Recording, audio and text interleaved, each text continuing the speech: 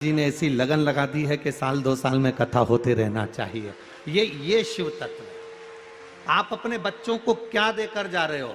आपने अपने बच्चों को फैक्ट्री दी, दुकान दी, जायदाद दी, संपदा दी, मकान दिया, बंगला दिया, गाड़ी दी, सब कुछ दिया। पर आज साधुवाद है कि आप अपने बच्चों को संस्कार देकर जा रहे हो कि कम से कम अपने इस सनातन धर्म को अग्रण्य बढ़ाते चलना है, हमको भजन करते चलना है।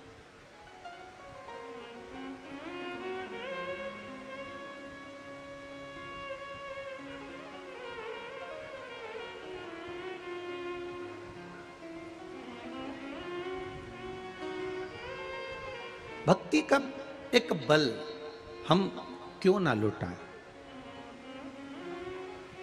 हम भक्ति क्यों ना प्रदान करें?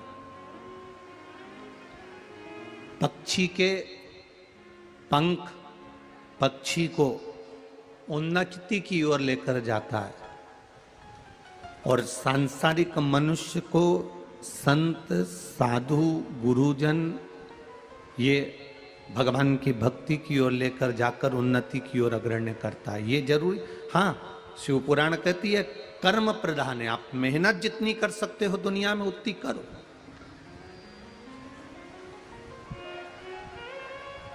आपको जितनी मेहनत करना है कर सकते हो, आप जितना संघर्ष कर सकते हो करो।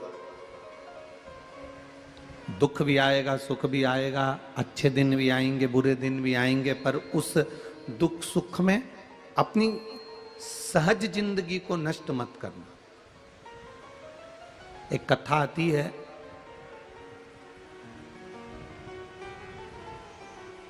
एक बच्चा एक बहुत पैसे वाले व्यक्ति के घर में जन्म ले लिया। अब बहुत पैसे वाले व्यक्ति के घर में उस बच्चे का जन्म हो गया। उसने जिंदगी भर सुखी सुख देखा। चांदी की चम्मच मुंह में लेकर जो पैदा होता है तो वो सुखी सुख देखता है। कहां उसने दुख देखा? उस बच्चे ने गाड़ी, बंगला, जमीन, जायदाद, सत्ता, वैभव सब कुछ देखा। इस बच्चे की जो मां थी वो इसको जन्म देकर मर गई थी। पिता ने पाल पोस कर बच्चे को बड़ा किया।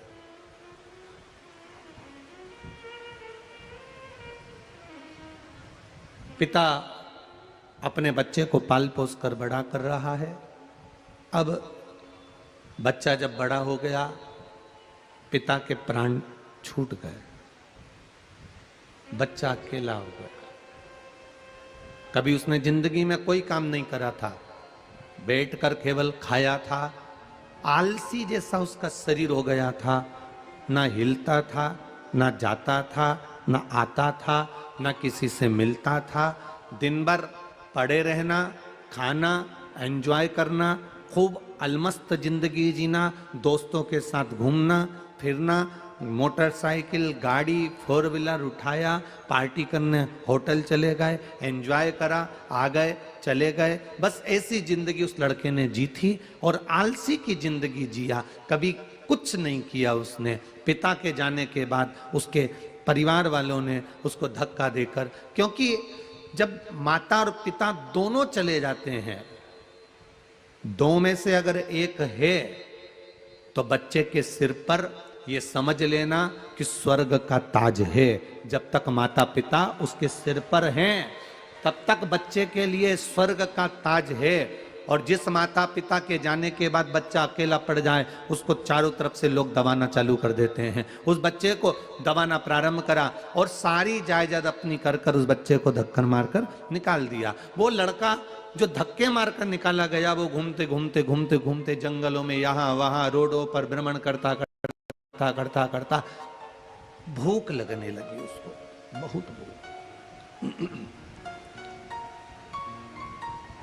और जब उसको भूख लगने लगी, देखा कहीं से भोजन मांगा, नहीं मिला। और भोजन मांगा, नहीं मिला। बालक दौड़ते दौड़ते जाता जाता देखा क्या करूं, आगे देखा एक आम का बगीचा था, आम के बगीचे में से माली सो रहा था, इसने 2 आम तोड़ लिए, खा रहा था, माली के नेत्र खुल गए, डंडा लेकर पीछे भागा, वो बच्चा आगे आगे भागा, भागते भागते भागते भागते वो जंगल में पहुंच गया, घने जंगल में पहुंच गया, जिस जंगल में कोई जाए नहीं, ऐसे घने जंगल में पहुंच गया। पहुंचने के बाद घबरा रहा था, अब क्या होगा मेरा, कहाँ जाऊंगा मैं, क्या खाऊंगा मैं। इतने में उसने देखा कि यह कुत्ता जिसके 2 पांव टूटे हुए थे, 2 पांव से वो चल रहा था।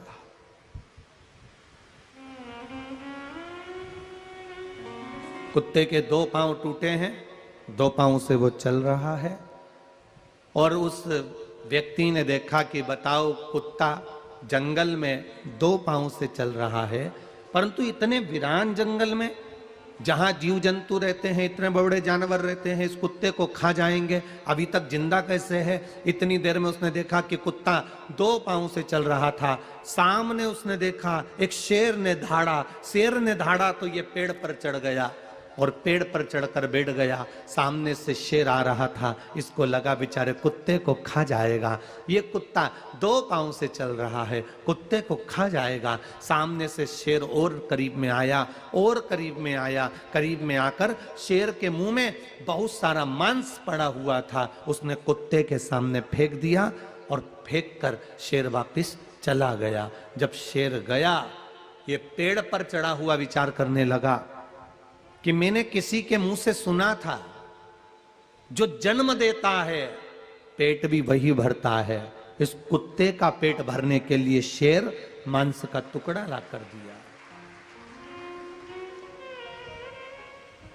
अब यह भी परमात्मा को पुकारने लगा, पेड़ के ऊपर बैठ गया, अब मेरे को भगवान ला कर देगा, क्योंकि जन्म भगवान ने दिया है, भगवान भोजन देगा, भगवान ने जन्म दिया है। बैठ गया, सुबह से शाम हो गई, शाम से सुबह हो गई, दिन से रात, रात से दिन हो गया, पर इसको भोजन नहीं मिला। जब भोजन नहीं मिला तो ये बहुत गुस्से में चीख पड़ा। जैसे ही चीखा, पास में एक संत रहते थे, वो संत निकल कर आए और उन संत ने आकर कहा, भैया नीचे उतरो जरा। पेड़ पर से नीचे उतारा, क्या बात है, क्यों चीख रहे हो, क्यों चिल्ला रहे हो, भगवान से क्या दिक्कत है। उसने कहा, भगवान बड़ा गजब का है, जिसके पांव टूट गए 2, उसको जंगल में भी भोजन दे रहा है और मैं उनका नाम ले रहा हूं और मुझे भोजन नहीं दे रहा। जिंदगी का सारा दुख परमात्मा ने मुझे दे दिया। मेरी माता मर गई, मेरे पिता मर गए, मैं अकेला रह गया, मेरे कुटुंब वालों ने मेरा धन छुड़ा लिया, मैं अकेला जंगल में पड़ा हूं। भगवान मेरा साथ क्यों नहीं देता, भगवान मुझे खाने को क्यों नहीं देता। इतने में संत उसको लेकर चले गए और संत ने अपने पास का भोजन निकालकर उसको भोजन करने को दिया।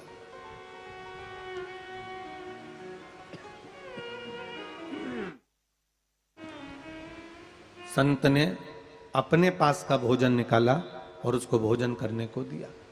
भोजन करने के बाद जब उठा, उठते से ही बोला, भगवान जब सबका साथ देता है तो मेरा क्यों नहीं देता, मुझे दुख ही दुख देता है।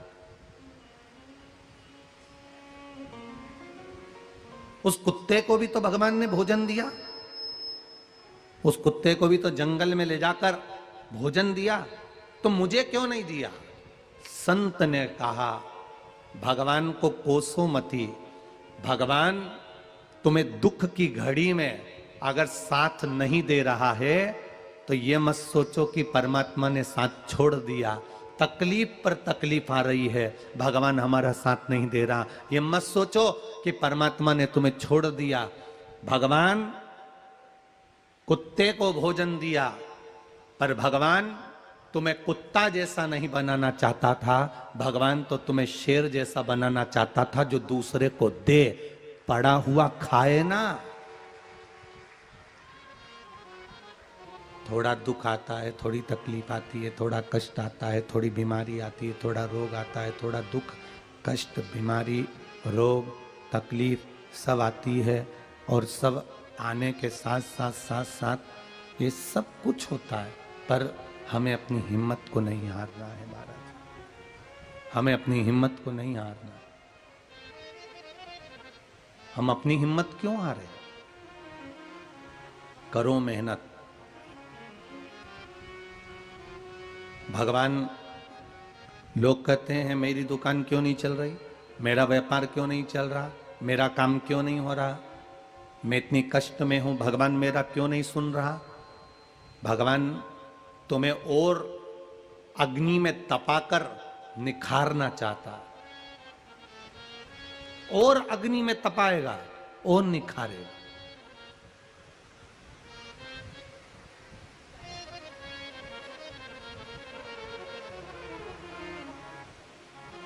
और अग्नि में तपाएगा और निखारेगा, फिर अग्नि में तपाएगा फिर निखारेगा। जितना जितना अग्नि में तपोगे उतना उतना निखरते चलोगे। भगवान अगर दुख की घड़ी में भी तुम्हारा साथ ना दे, भगवान पर नाराज मत होना, पूजन करना मत छोड़ देना, मंदिर जाना मत छोड़ देना, भगवान को एक लोटा जल चढ़ाना मत छोड़ देना, भगवान को एक बेलपत्र चढ़ाना मत छोड़ देना, भगवान की चौखट पर जाना मत छोड़ देना। तुम भगवान की चौखट पर जाना, जल चढ़ाना, निवेदन करना, उसके चरणारविंद तक जाते रहना। क्यों? वो तुम्हारा साथ देगा, पर कुत्ते की तरह नहीं, तुम्हें शेर बनाकर रखेगा, दूसरे को खिलाने वाला, दूसरे को देने वाला, राजसी ठाट में रहने वाला। एक दिन निखार करने के बाद में, निखरने के बाद में वो तुमको कुछ उज्जवलता प्रदान कर देगा, कुछ अच्छा दे देगा, देगा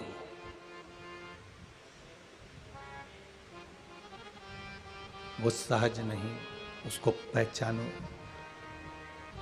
पक्षी के पंख पक्षी को उन्नति की ओर लेकर जाते हैं, और संत के चरण उन्नति की ओर लेकर जाते हैं। आप करो।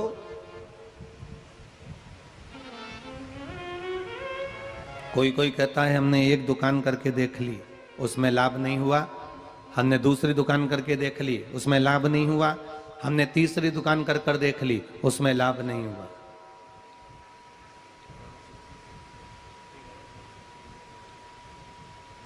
ठीक है, नहीं हुआ ना, हिम्मत हार गए। क्यों हारे हिम्मत? लाभ नहीं भी हुआ तो हिम्मत नहीं हारना है हमको, हम हिम्मत नहीं हारे, हम करें मेहनत और मेहनत। कुएं को जितना खोदेंगे, कुएं को जितना खोदते चलेंगे, जितना खोदते चलेंगे, जितना खोदते चलेंगे, उसमें पानी निकल ही जाएगा, उस कुएं में पानी आ ही जाएगा। आप जितना जितना भजन में डूबते जाओ। कल एक माता जी ने पत्र लिखा था, पत्र में रखा होगा वो, एक कोई बहन ने पत्र लिखा था कि मैं भगवान के भजन में यहीं वीरगंज की है वो, मैं भगवान के भजन में जाती हूँ, मैं भगवान के कीर्तन में जाती हूँ, मैं श्याम बाबा के कीर्तन में जाती हूँ, मैं दादी रानी सती के कीर्तन में जाती हूँ, मैं मंदिर जाती हूँ, मैं भगवान को लोटा भर के जल चढ़ाती हूँ, मैं किसी को भगवान की भक्ति करने की बोलती हूँ तो लोग मुझे पागल समझते हैं। जिसने पत्र लिखा था वो यहीं कहीं बैठी हुई होगी, ऐसा नहीं कि नहीं बैठी होगी, उसने कि लोग मुझे ताना देते हैं, अपशब्द कहते हैं, और वीरगंज की रहने वाली है वो। उसका पत्र नीचे कल की कथा में था कि भजन करती हूं, लोग ताना देते हैं, लोग पागल समझते हैं। श्याम बाबा के कीर्तन में नाचती हूं, लोग पागल कहते हैं। दादी रानी सती के भजन में जाती हूं, लोग पागल कहते हैं। शंकर जी के मंदिर जाती हूं, लोग पागल कहते हैं। तो आपसे निवेदन है ना, अगर दुनिया के लोग तुम्हें पागल कहना चालू कर दें, भगवान के भजन में डूबे, संकीर्तन में डूबे, भक्ति में डूबे, और लोग तुम्हें पागल कहें, तो समझ लेना भगवान के भजन में पागल प्रमोशन होता है और समझदारी डिमोशन होती है। आपको लोग अगर पागल कहें, लोग आपको अपशब्द कहें, लोग आपको ताने दें, लोग आपको गालियां दें, लोग आपको आड़ा टेढ़ा कहें, समझ लेना कि आपका कीर्तन में डूबे, भक्ति में डूबे, और लोग तुम्हें पागल कहें, तो समझ लेना भगवान के भजन में पागल प्रमोशन होता है और समझदारी डिमोशन होती है। आपको लोग अगर पागल कहें, लोग आपको अपशब्द कहें, लोग आपको ताने दें, लोग आपको गालियां दें, लोग आपको आड़ा टेढ़ा कहें, समझ लेना कि आपका प्रमोशन हो गया। आप उन्नति की सीढ़ी की ओर अग्रण्य हो गए, आप उन्नति की सीढ़ी की ओर बढ़ गए। पागलपंती प्रमोशन है, समझदारी डिमोशन है। भजन में लोगों ने मीराबाई को भई बांवरी, बांवरी मतलब पागल ही तो होता है। नामदेव जी को लोगों ने पागल कहा, संत तुकाराम जी को लोगों ने पागल कहा, संत एकनाथ जी को लोगों ने पागल कहा। ये प्रमोशन ही तो है, प्रमोशन।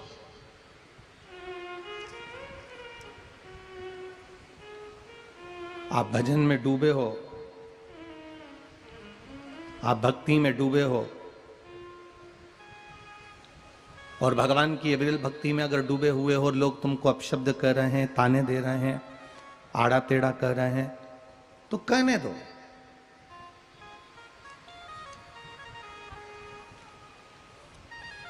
जितना जितना कहेंगे उतना सुख का अनुभव होगा, उतना आनंद का अनुभव होगा।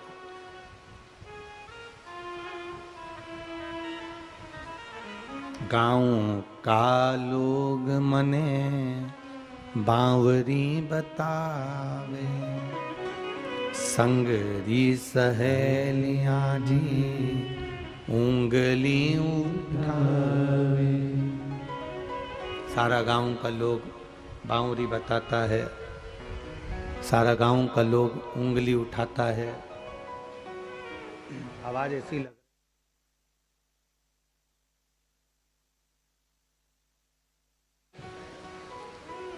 गाँव का लोग मने बांवरी बतावे, संगरी सहेलियां जी उंगली उठावे। हंसी उड़ावे सारी सारी दुनिया, मीरा बनी रे जोगन। लोग कहें अब शब्द, कहने दो। मिथिला में रहने वाले, जनकपुरी में रहने वाले, इस नेपाल देश में रहने वाले श्री उदयनाचार्य जी,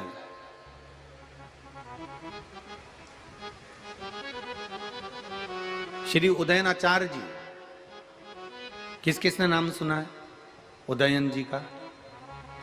इसी नेपाल देश के जनकपुरी में रहे उदयन जी।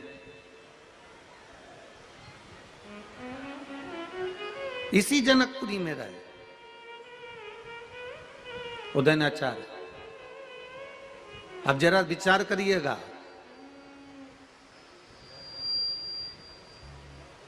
उस समय पर पूरे चारों तरफ सब जगह पर सनातन धर्म को नीचे दबा दिया गया था, सनातन धर्म को नीचे दबा दिया गया था। एक समय ऐसा आया था कि जो वेद पुराण शास्त्र को पढ़ता था, जो वेद पुराण शास्त्र को जानता था, जो वेद पुराण शास्त्र का स्मरण करता था, उसको भी नीचे दबा दिया गया था, मार दिया गया था। अब देखिएगा जरा, इस नेपाल देश ने, इस नेपाल देश के विद्वानों ने संपूर्ण विश्व को क्या दिया? पूरे विश्व को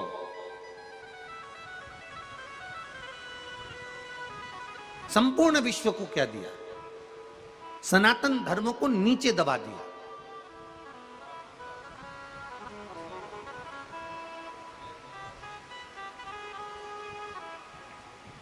तब उदयन आचार्य जी ने बौद्ध भिक्षुकों से अपना शास्त्रार्थ किया, और शास्त्रार्थ करते करते सनातन धर्म को उछालकर फिर सामने प्रकट किया। लोगों ने उदयन जी को अपशब्द कहे, क्योंकि उन्होंने तर्क शास्त्र का निर्माण कर दिया। उदयन जी को लोग अपशब्द कहते थे, ताने देते थे, कहाँ लगे हुए हो,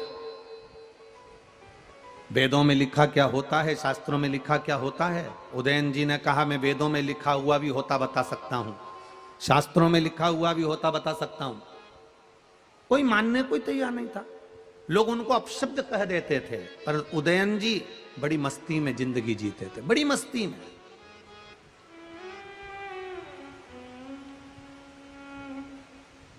उदयन जी ने अपनी जिंदगी में केवल एक बात जनमानस को बताई, एक बात संपूर्ण विश्व को दी है, एक बात संपूर्ण जगत को दी है। उन्होंने कहा जैसे रहो खुश होकर रहो, जैसे रहो अलमस्त रहो। अपनी जिंदगी को जितने आनंद में जी सकते हो जियो। एक फकीर गांव में आया और गांव के लोग उस फकीर से चिढ़ते थे। जब गांव के लोग फकीर से चिढ़ते थे, फकीर के ऊपर अपशब्द कहते थे, फकीर को ताना देते थे, फकीर को आड़ा टेढ़ा कहते थे, पूरे गांव के लोग फकीर से चिढ़ रहे हैं, पूरे गांव के लोग फकीर को अपशब्द कह रहे हैं। गांव के लोगों ने विचार कर लिया अगर फकीर हमारे गांव में आ गया तो इसको जूते की माला पहनाएंगे। और जैसे ही फकीर गांव के अंदर आया और गांव के लोगों ने उसको जूते की माला पहना दी, फकीर बड़ा प्रसन्न होने लगा, नाचने लगा, खुश होने लगा। लोगों ने पूछा तुम्हें गले में जूते की माला डाली है, तुम्हारे गले में जूते की माला पहनाई है और तुम हंस रहे हो, तुम प्रसन्न हो रहे हो, तुम खुश हो रहे हो। फकीर ने कहा मेरा भगवान इतनी जल्दी मेरी सुन लेगा ये पता नहीं था। 4 दिन पहले मेरे पांव के जूते फट गए थे, मैंने भगवान से कहा था 1 जोड़ दे देना, मुझे क्या मालूम था कि ये 10 जोड़ मिल जाएंगे, मुझे क्या मालूम था कि ये 10 जोड़ मिल जाएंगे। गांव के लोगों ने कहा बताओ गजब का आदमी है, हमने तो तेरा अपमान करा है, हमने तो तुझे जूते की माला पहनाकर तेरा अपमान करा है। इतने में फकीर कहता है भले कुछ भी करा हो पर मेरे मालिक का धन्यवाद है जिसने मेरे को पहनने के लिए 10 जोड़ जूते तो दे दिए, कम से कम उसमें मेरी प्रसन्नता तो है। फकीर के चरण पकड़ लिए। गांव के लोगों ने फकीर के चरण पकड़ लिए और फकीर के चरण पकड़कर गांव के लोगों ने फकीर को धन्यवाद दिया, साधुवाद दिया। फकीर को साधुवाद देते हैं कि गजब की तुम्हारी भक्ति है, गजब की तुम्हारी दृढ़ता है, तुम परमात्मा पर इतना विश्वास करते हो कि कोई ने तुम्हारे गले में जूते की माला पहनाई तो तुमने उसमें भी अच्छाई देख ली। एक संत का जो स्वरूप होता है, एक साधु का जो स्वरूप होता है, एक गुरु का जो स्वरूप होता है, एक भगवत कृपा का जो स्वरूप होता है, एक भगवत बिंदु का जो स्वरूप होता है, वो स्वरूप होता ही ये है कि वो किसी में गलती नहीं देखता, अपनी गलती देखकर दुनिया के लोगों में अच्छाई ढूंढता है और उनको अच्छाई देने का प्रयास करता है। अच्छा ढूंढेगा, अच्छा ढूंढकर अच्छा देने का प्रयास करेगा, अच्छा ढूंढकर अच्छा देता है।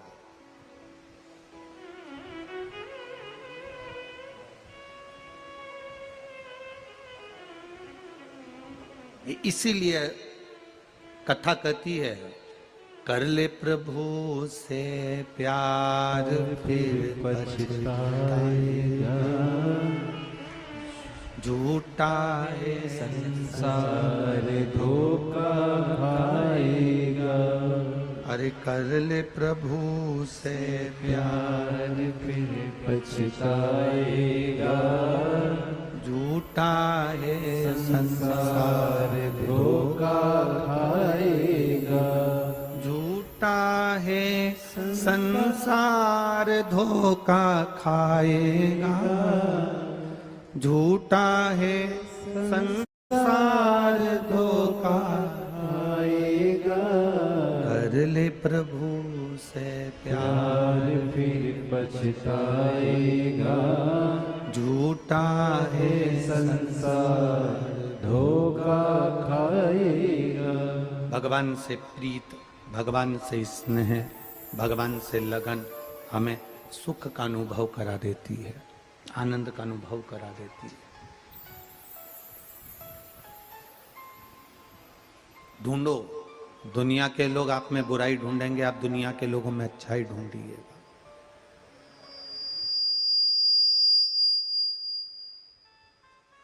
ढूंढेंगे दुनिया के लोग, आप में बुराई ढूंढेंगे, आप दुनिया के लोगों में अच्छाई ढूंढिए।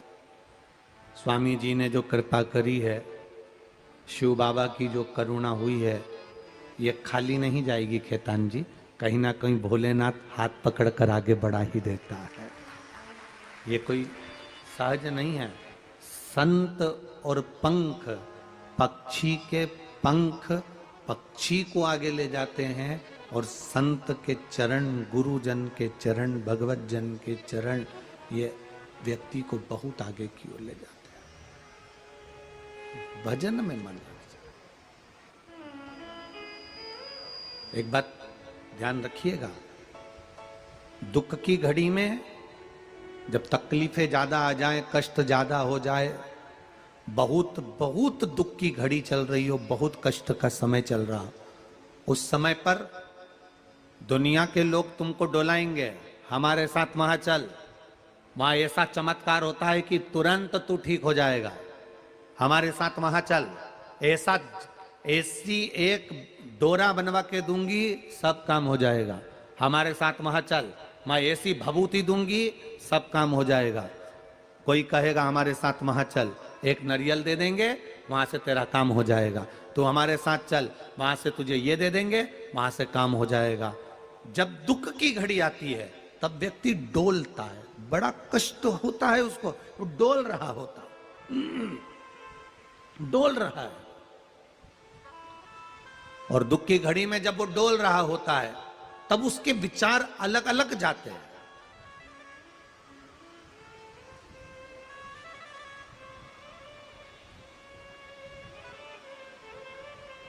जब कष्ट की घड़ी आती है तब उसके विचार अलग अलग होने लगते हैं। हमारे साथ वहां चलो, वहां ऐसा चमत्कार हो रहा है, हमारे साथ वहां चलो, वहां से हमें बेल मिल जाएगी, हमारे साथ वहां चलो, वहां से भभूति मिल जाएगी, हमारे साथ वहां चलो, वहां से ये मिल जाएगा, हमारे साथ वहां चलो। शिव महापुराण की कथा कहती है, तुमने 2 महीना, 4 महीना, 6 महीना, 1 साल, 2 साल, 4 साल, 3 साल जिस देव अधिदेव महादेव को जल चढ़ाया है, उसको छोड़कर कहीं मत जाना, वो महादेव तुमको पार उतार देगा। एक साधे सब सधे।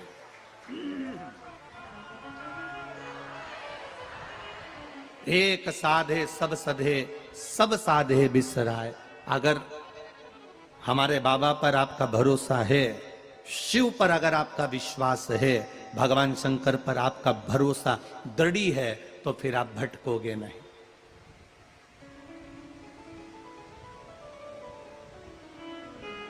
फिर आप भटकोगे नहीं।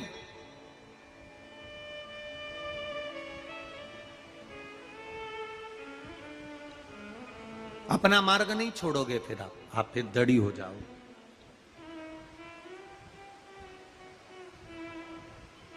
भटकना छूट जाएगा आपका। डोलता वही है ऐसा नहीं, ये मन 2 है। भोजन करने बैठोगे तो 2 मन हो जाएंगे तुम्हारे, कपड़े पहनोगे तो 2 मन हो जाएंगे तुम्हारे, जा रहे हो तो 2 मन हो जाएंगे तुम्हारे। प्रत्येक मनुष्य के 2 मन होते हैं, अलग अलग मन से वो काम करता है। भोजन करने बैठे 2 मन हो गए, पहला कोरा तोड़ा, मन 2 हो रहा है, दाल से खाऊं कि सब्जी से खाऊं, भिंडी की सब्जी से खाऊं कि पालक से खाऊं, मन 2। अचार से खाऊं कि खीर खाऊं, मन 2। कपड़े पहन रहे थे तो मन 2 हो गए। अलमारी खोलते से ही सोच के बैठी थी, आज पीले कलर की साड़ी पहनूंगी, लाल कलर की साड़ी पहनूंगी, पर पीले कलर की साड़ी भी 4 तरह की रखी थी। जैसी अलमारी खोली फिर मन 2 हो गए, ये पहनूं कि नीचे वाली कि ऊपर वाली, मन फिर 2 हो गए। भोजन कर रहे हो, मन 2 हो गए। कपड़े पहन रहे हो, मन 2 हो गए। जा रहे थे कथा सुनने के लिए, फिर मन 2 हो गए। रिक्शा करूं कि साइकिल रिक्शा करूं, फिर मन 2 हो गए। इस वाले रास्ते से जाऊं कि पीछे वाले रास्ते से जाऊं, मन 2 हो गए। खाने बैठे मन 2 हो गए, कपड़े पहने मन 2 हो गए, दर्शन के लिए गए तो मन 2 हो गए, कभी कभी दो मंदिर पास पास में होते हैं, इधर महादेव का मंदिर है, इधर हनुमान जी का मंदिर है, दो मन वहां पर भी हो गए। अगर मैं शंकर जी के मंदिर जाऊंगी और हनुमान जी के नहीं गई तो हनुमान जी को बुरा लग जाएगा। मन दो, फिर मन।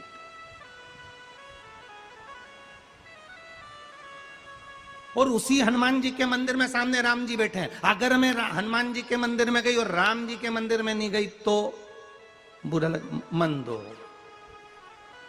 मन दो है, विचलित होते हैं। आप थोड़े दिन भगवान शंकर की पूजन करोगे, थोड़े दिन शिव जी पे जल चढ़ाओगे, थोड़े दिन भगवान शंकर का गुणगान करोगे, थोड़े दिन शंकर जी को जल चढ़ाओगे, बेलपत्र चढ़ाओगे, शंकर जी का गुणगान करोगे, शिव महापुराण में चित्त लगाओगे, भगवान की भक्ति में चित्त लगाओगे। जैसे ही जिंदगी में थोड़ा सा मोड़ आएगा, मोड़ आते से कोई तुम्हारे पास में आएगा, चल हमारे साथ, हम वहां लेकर चलते हैं, चल हमारे साथ वो बाबा के पास चलते हैं, चल हमारे साथ वो जोगी सन्यासी के पास चलते हैं, चल हमारे पास, हम उसके पास चलते हैं। पर शिव पुराण सुनने वाला, शंकर का भजन करने वाला, शिव तत्व को जानने वाला, श्री शिवाय नमस्तुभ्यम कहने वाला, शंकर को एक लोटा जल चढ़ाने वाला, दुख की घड़ी में भी डोलता नहीं है। उसको मालूम है दुख उसने दिया है तो संवार भी वही देगा। हम अंत तक उसके होकर चले, अंतिम बिंदु तक हम उसके होके चले।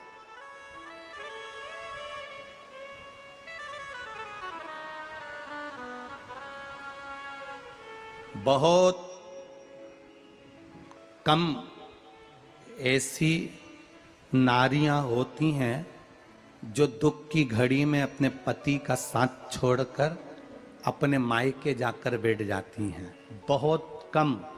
ज्यादातर नारियां, अगर पति को दुख आया है तो पत्नी एक ऐसी होती है जो पति को बल देती रहती है, क्यों चिंता करते हो, क्यों टेंशन लेते हो, देखा जाएगा, कर्जा ही हुआ है ना, चुका देंगे, तुम क्यों चिंता करते हो, मेरे पास रकम पड़ी है ना, बेच देंगे, तुम चिंता मत करो, दुकान नहीं चल रही है ना, चलेगी, अपन दोनों मिलके मेहनत करेंगे। एक धर्म पत्नी वो होती है जो पति को बल देती है, पति को बल दे रही है, तुम चिंता मत करो। और एक पत्नी ऐसी होती है, जैसे ही पति का कर्जा बढ़ गया, दुख आ गया, तकलीफ आ गई, कष्ट आ गया, कोई ऐसे काम हो गए, कोई गलत काम हो गए, मालूम पड़ा पति को छोड़ा, बच्चों को लिया और मायके जाकर बैठ गई, वो केवल पत्नी होती है, धर्म पत्नी नहीं। धर्म पत्नी अपने पति को वापिस काल के मुंह से निकाल कर ली आती है। अभी अभी 2 दिन पहले एक अमावस्या गई है, कौन सी थी, बोलो बोलो, जम के बोलो जरा, बट सावित्री अमावस्या। सत्यवान के प्राण लेकर जा रहे हैं और सावित्री पीछे पीछे जा रही है, पति को बड़ के पेड़ के नीचे छोड़कर। यमराज कह रहा है, सावित्री तेरे पति को पशु पक्षी खा जाएगा, तेरा पति का शव पशु पक्षी खा जाएंगे, जा नीचे अंतिम संस्कार कर तेरे पति का। सावित्री कहती है, बड़ के पेड़ के नीचे छोड़कर आई हूं। बड़ का पेड़, पीपल का पेड़ और बेलपत्री का पेड़ और आंवले का पेड़ एक ऐसा पेड़ होता है जिसके नीचे अगर जो जब तक बैठा रहता है तब तक उसे दुख नहीं आता है। तो मेरे पति के शव को कैसे कोई खा सकता है। एक बट वृक्ष, एक पीपल का वृक्ष, एक बेलपत्री का वृक्ष, एक आंवले का वृक्ष, इन वृक्ष के नीचे जब तक उन वृक्ष की छांव में जो बैठा है, उस वृक्ष की छांव के अंदर जो बैठा है, उसको दुख भी आया है ना, तो बाद में आएगा जब वो वृक्ष की छांव से हट जाएगा। तकलीफ भी आई है तो वृक्ष की छांव से हटेगा तब आएगी, रोग भी आएगा तो वृक्ष की छांव से हटेगा तब आएगा। वृक्ष की छांव, पीपल, बड़, आंवला, बेलपत्र की छाया जब तक हमारे सिर पर है तब तक दुख, तकलीफ, कष्ट, रोग, बीमारी ये सब बहुत दूर है महाराज। क्यों कहते हैं रोज आपसे कि बेलपत्री के पेड़ के नीचे चले जाया करो हफ्ते में एक बार, हफ्ते में एक बार बेलपत्री के वृक्ष के नीचे जाया करो। क्यों कहते हैं? प्रयास करो कि बेलपत्री के पेड़ की छांव तुम्हारे ऊपर पड़े। उसका केवल एक ही कारण है, बेलपत्री के पेड़ के नीचे जाने का इसलिए कहते हैं क्योंकि अपने मोबाइल को चार्ज करना है तो किसी चार्जिंग पिन के पास जाना पड़ेगा। भले तुम कमरे में रह रहे हो, तुम्हारे कमरे में सारा सुख है, पर मोबाइल को चार्ज लगाने के लिए चार्जिंग पिन के पास जाना ही पड़ता है। चार्जिंग पिन में लगाकर थोड़ी देर रख दो, मोबाइल चार्ज हो जाता है। उसी तरह अपने जीवन के दुख, कष्ट, रोग, बीमारी, तकलीफ को मिटाने के लिए बेलपत्री के पेड़ की छांव में थोड़ी देर बैठना चालू कर दो, अपने आप सुख का अनुभव होने लगेगा, अपने आप कष्ट जाने लगे।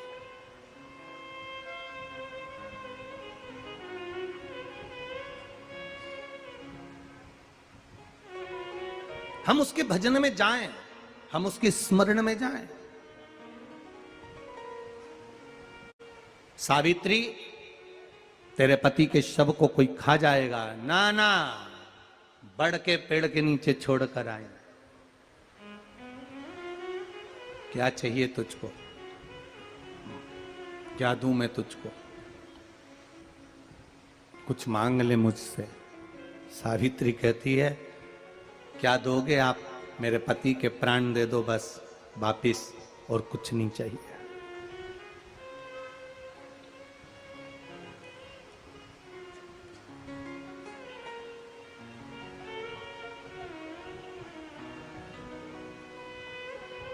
बट सावित्री की अमावस्या के दिन किसी एक माता ने सीहोर आश्रम पर एक मैसेज भेजा, और उस मैसेज में लिखकर भेजा कि गुरुजी से पूछना, हम भी तो पति की इतना मानते हैं, पति का सम्मान करते हैं, पति को आदर देते हैं, तो हम भी सावित्री की गिनती में आते कि नहीं आते?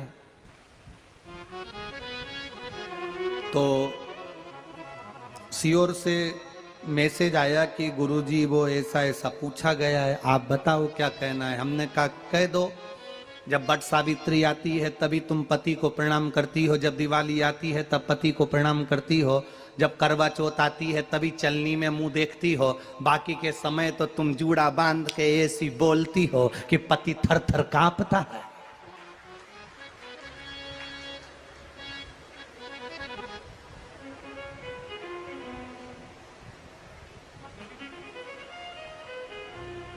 केवल एक करवा चौथ का दिन ऐसा होता है कि चलनी में पति का मुंह देखती हो। तुम चलनी में पति का मुंह देखती हो, और पति तुम्हारे गले में जो मंगलसूत्र टंगा है उसको देखता है, क्योंकि उसको मालूम है 6 महीने से पीछे पकड़ कर बैठी थी, मेरा पहला करवा चौथ का व्रत आ रहा है, मंगलसूत्र दिला देना। मेरा पहला करवा चौथ का व्रत आ रहा है, मंगलसूत्र दिला देना। बेचारे ने ना जाने कहां कहां से कर्जा कर कर इतना बड़ा मंगलसूत्र दिलाया, लाल लाल मोती और इतना बड़ा पेंडिल लटक रहा। तुम चलनी में मुंह देख रही, वो तुम्हारा मंगलसूत्र देख रहा 80,000 का है, 80,000।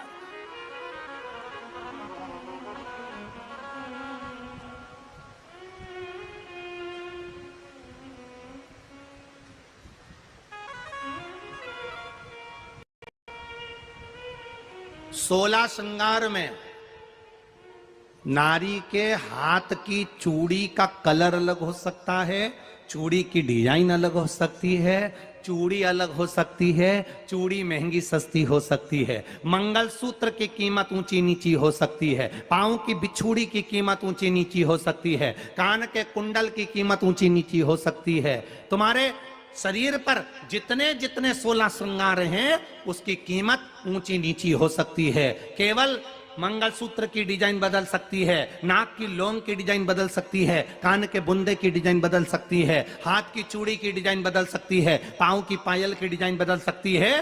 केवल नारी के 16 श्रृंगार में एक श्रृंगार ऐसा है जिसकी कीमत जो पहले थी वही कीमत आज तक है, और उसकी डिजाइन आज तक नहीं बदली। वो मांग का सिंदूर है, एक जैसी डिजाइन है और एक जैसी कीमत है। सारे श्रृंगार की कीमत अलग अलग है। तुम्हारे हाथ की चूड़ी की कीमत अलग होगी, पड़ोसन के हाथ की चूड़ी की कीमत अलग होगी, किसी की साड़ी की कीमत अलग होगी, किसी के जूड़े की कीमत अलग होगी, गजरे की कीमत अलग होगी, गजरे की कीमत अलग होगी, पायल बिछुड़ी की कीमत अलग होगी, पर मांग में जो सिंदूर डाला जाता है वो एक कीमत का होता है, एक डिजाइन का होता है और एक जैसा होता है, और वो सबसे भारी होता है। सावित्री, यमराज से कह रही है मेरे पति को छोड़ दो। यमराज कह रहा है सावित्री तेरा पति मर चुका है, मांग के सिंदूर को पोंछ दे। सावित्री कहती है पूरा श्रृंगार उतार दूंगी पर मांग का सिंदूर नहीं पूछने दूंगी। तब यमराज ने कहा जब तक तू मेरे मांग का अपनी मांग का सिंदूर नहीं उतारती तब तक तू मेरे पास नहीं आ सकती। भगवान यमराज से सावित्री ने कह दिया मैं भी तुझे वचन देती हूं यमराज, मेरी मांग में जब तक सिंदूर है, जैसे सीता ने लाइन लक्ष्मण जी ने लाइन खींच दी थी और सीता पार नहीं जा सकती थी, मैं भी तुझे वचन देती हूं जब तक नारी की मांग में सिंदूर है तब तक तू उसके पति को उसके सामने लेकर नहीं जा सकता। यह भी मैं तुझे कह देती हूं। यमराज भैंसे पर सवार होकर सत्यवान को लेकर जा रहा था। सावित्री से वचन पर वचन चल रहे थे। यमराज यमलोक में प्रवेश करने लगा। मांग के सिंदूर में से थोड़ा सा सिंदूर सावित्री ने केवल हाथ में लेकर अपनी बिंदी पर जो लगाया, सत्यवान को लेकर यमराज अंदर नहीं जा पाया। बाहर खड़े होकर कहता है मांग ले, मैं तुझे एक वचन नहीं, तू बोले तो मैं 2 वचन दे देता हूं, तू बोले तो मैं 3 वचन दे देता हूं, तू मांग क्या चाहिए। तब सावित्री ने कहा देना चाहते हो? हाँ। अब यमराज को लगा कि लालच में पड़ गई सावित्री। तब कहा पहला वचन दीजिए, मेरे अंधे सास ससुर के नेत्र वापिस आ जाएं। यमराज ने कहा तथास्तु। दूसरा वचन दीजिए, मेरे सास ससुर अपने पोता पोती का मुख देखें। यमराज ने कह दिया तथास्तु।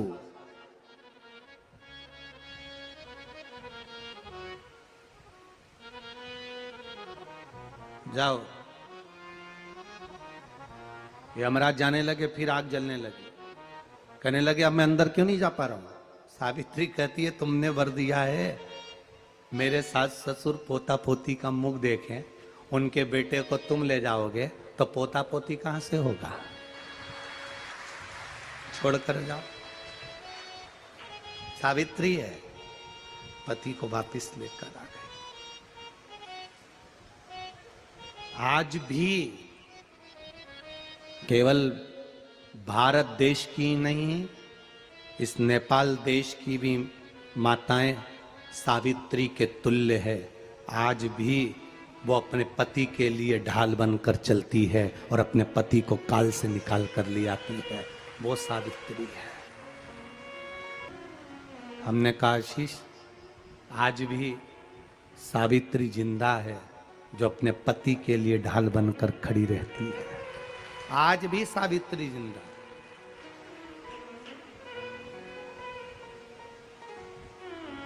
यहां जितनी माताएं बैठी हैं ना, और जितनी माताएं कथा टीवी पर, आस्था चैनल पर, फेसबुक यूट्यूब पर, मोबाइल पर श्रवण कर रही हैं, ये मेरा विश्वास कहता है आपका चढ़ाया गया 1 लोटा जल खाली नहीं जाएगा।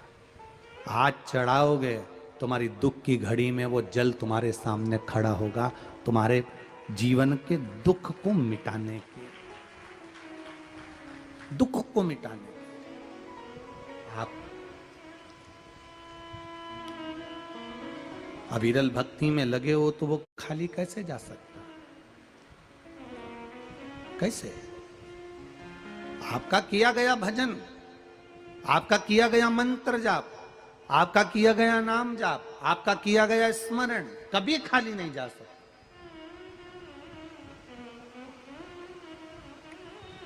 बस इतना याद रखिए, स्वस्थ रहते हो आप तो ढेर सारा धन कमा लेते हो। बोलो सही है कि गलत है? जम के बोलो जरा। स्वास्थ्य अच्छा रहता है तो ढेर सारा धन कमा लेते हो, पर जितना धन तुमने ढेर सारा कमाया है उससे अच्छा स्वास्थ्य वापिस नहीं कमा पाओगे। स्वस्थ रहते रहते धन पर ज्यादा ध्यान ना देते हुए अपने जीवन पर भी ध्यान देना।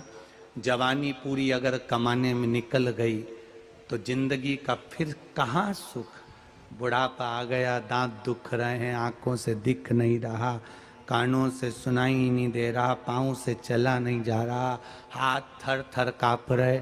कई लोग ऐसे भी होंगे वीरगंज में जिनका मन हो रहा होगा कि कथा पंडाल में जाकर सुनूं, पर शरीर में इतना कष्ट है कि कैसे पंडाल में जाऊं।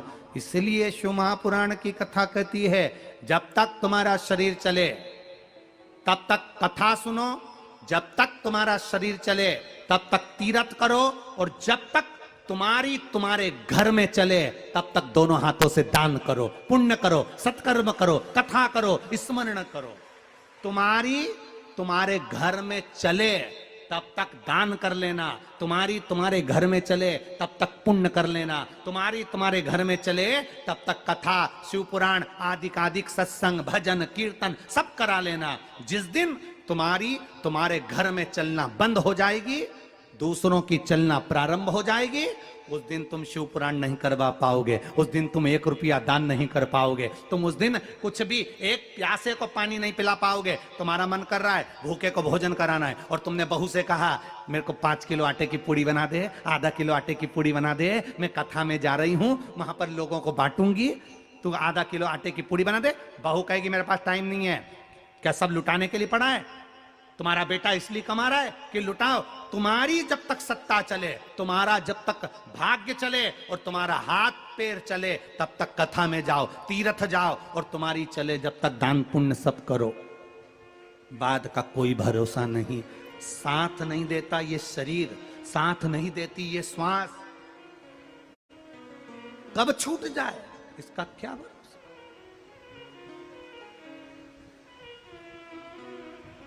जोड़ा जोड़ा जोड़ा जोड़ा जोड़ा और आखिरी में बोलो, जम के बोलो, यहीं छोड़ा गया।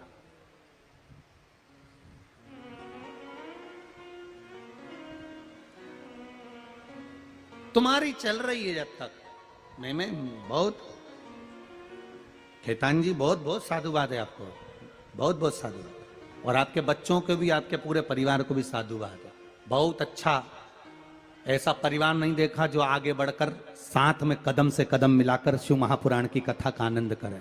साधुवाद है आपको। और ऐसे बेटा और बहू भी धन्यवाद के पात्र हैं, जो आप नोएडा में आकर संकल्प लिए कि मुझे कथा कराना है, निरंजन स्वामी जी के पीछे पड़े रहे, कथा करवाना है, कथा करवाना है, कथा करवाना है, कथा करवाना है, और स्वामी जी ने आपको कह दिया कथा होगी, चिंता मत करो।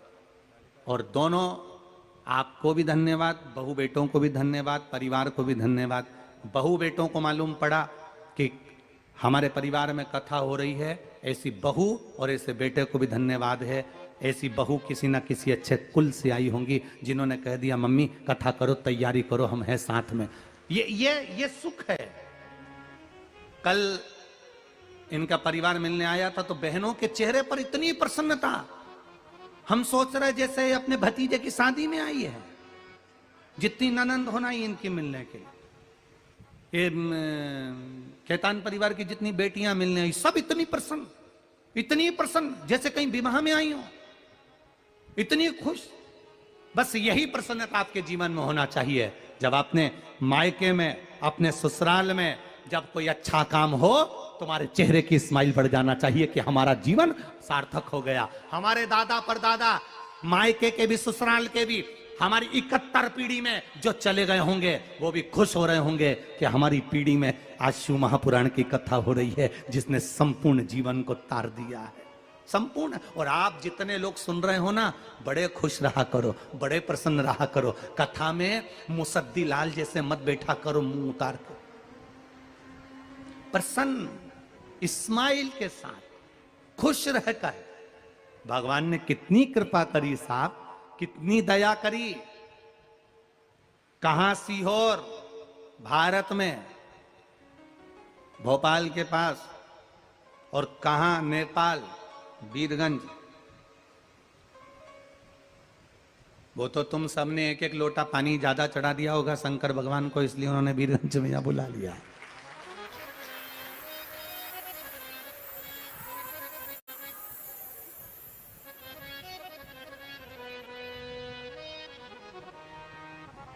ये कहीं शिव की कृपा होगी, उनकी उदारता होगी। कर लो सत्कर्म, शरीर चले तब तक कथा में जाओ, शरीर चले तब तक अपना द्वार छोड़कर, क्या छोड़कर? अपना द्वार छोड़कर। यह कथा की आवाज कई कई लोगों के दरवाजे तक भी जा रही होगी, जो आसपास में रहते होंगे उनके दरवाजे तक भी आवाज जा रही होगी। कथा की आवाज तो कहीं तक भी जा रही होगी, लोग सोच रहे होंगे कि यहां तक आवाज आ रही है, हम यहीं बैठकर सुन। ना ना ना ना, अपना द्वार छोड़कर परमात्मा के द्वार तक जाओगे तो वो भी हरिद्वार छोड़कर तेरे द्वार तक आएगा, तो ही तो आएगा।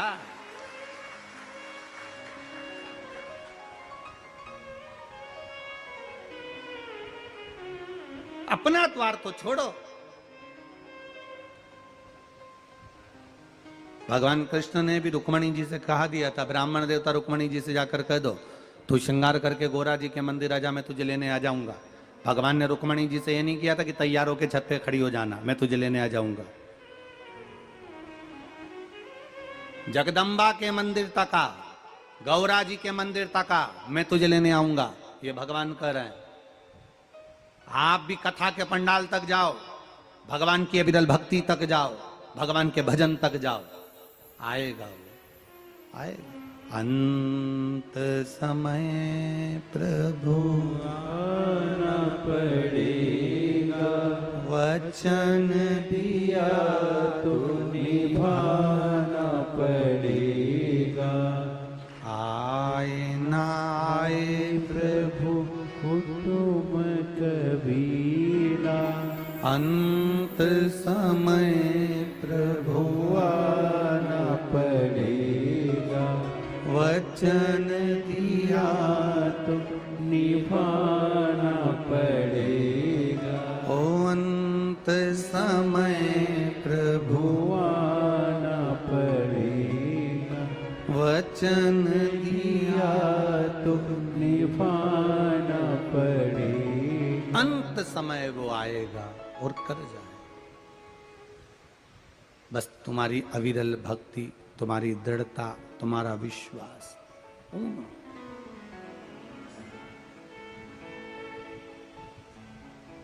शिव कथा कह रही है, स्वास्थ्य अच्छा रहेगा, आप धन कमाने में लगे रहेंगे, धन कमा कमा कर इकट्ठा कर लोगे, पर जैसा तुम्हारा पहले स्वास्थ्य था वैसा स्वास्थ्य तुम धन से कभी इकट्ठा नहीं कर सकते। जैसा था, जो भगवान ने बनाकर भेजा, कितना कीमत वाला बनाकर भेजा। नकली नकली होता है और असली असली होता है। जो भगवान ने घुटना दिया था असली, उससे खूब चल लिए। अब डॉक्टर बोला ये गड़बड़ हो रहा है, दूसरा लगाना पड़ेगा, अब नकली लगवा लो। असली था तो नीचे भी बैठ जाते थे, असली था तो ऊपर से कूद भी जाते थे, असली था कितना भी चल लेते थे, पर नकली नकली है, नीचे बैठ नहीं सकते, कहीं ज्यादा चल नहीं सकते, कहीं इधर उधर उचक नहीं सकते, नाच नहीं सकते। जब तक असली तुम्हारे पास में है तब तक इस असली का सदुपयोग करो। जिस दिन नकली लगता चले जाएगा, आंख गड़बड़ हो गई तो उन्होंने कहा लेंस लगाना पड़ेगा। अब लगा तो लिया, पर वो लेंस था। कान अच्छे दिए थे, भगवान ने खूब सुनने के लिए दिए थे, इसका असली का प्रयोग तुम्हें करना नहीं आया। 24 घंटे हेडफोन लगाए के मोबाइल चलाती रही, अब असली ए करती फिरे। गया से आंख असली दी थी खराब, कान असली दिया था चले गए। असली के दांत जो भगवान ने दिए कितने मजबूत दिए, और फिर नकली रोज निकालो, कटोरी में फ्रिज में रखो, निकाल रोज निकालो और निकाल के रोज फ्रिज में रखो। कभी कभी बच्चे खेलने भी ले गए और तुम फ्रिज में ढूंढ रहे मेरा सोफा सेट कहां है, ढूंढ रहे। असली है।